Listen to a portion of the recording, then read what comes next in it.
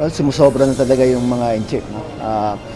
Ang aggression na pinapakita nila sa West Philippine Sea, even if resupply mission lang sana yon, is parang pambabasos na sa sovereignty ng Pilipinas. Kinundena ng mga kongresista ang panibagong agresyon ng China laban sa Pilipinas sa karagatan malapit sa Ayungin Shoal na bahagi ng West Philippine Sea at teritoryo ng Pilipinas. Isang Philippine Navy service member ang naputulan ng daliri at 6 na iba pa ang nasugatan kasunod ng banggaan ng Chinese ship at Philippine vessel na nasa isang rotation at resupply mission sa Ayungin Shoal, araw ng Lunes, June 17. Nangyari ito matapos magpatupad ang China ng no trespass rule sa inaangkin nilang karagatan. Ayon kay Bukidnon 2nd District Representative Jonathan Keith Flores, mas kailangan ng matinding hakbang ng Pilipinas kaugnay nito. Tiniyak din ng kongresista ang pagsusulong ng mas malaking pondo para sa Philippine Coast Guard at Philippine Navy para sa susunod na taon. Ang mga ahensyang ito ang nagbabantay ng ating teritoryo sa West Philippine Sea o WPS. Ayon naman kay Surigao del Norte 2nd District Representative Robert Ace Barbers, lantaran na ang ginagawang pananakot ng China.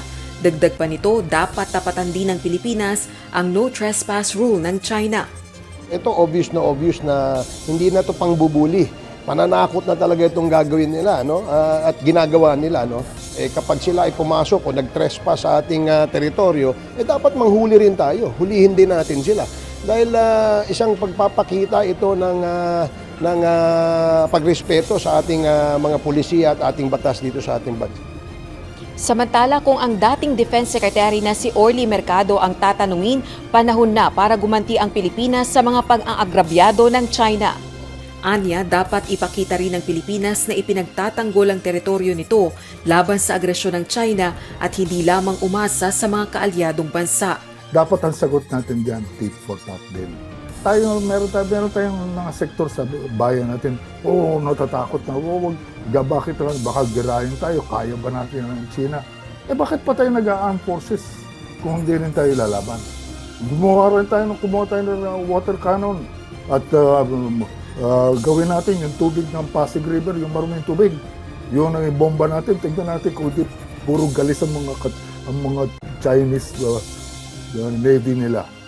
Dagdag pa nito, dapat ding patatagin o ayusin ng BRP Sierra Madre ang barkong sinadsad sa Ayungin Shoal ng Philippine Navy noong 1999 para magsilbing tirahan ng mga sundalo at bantayan ang ating teritoryo. Nagpahayag naman ng pangamba ang Estados Unidos sa posibleng mas malalang pangyayari sa West Philippine Sea.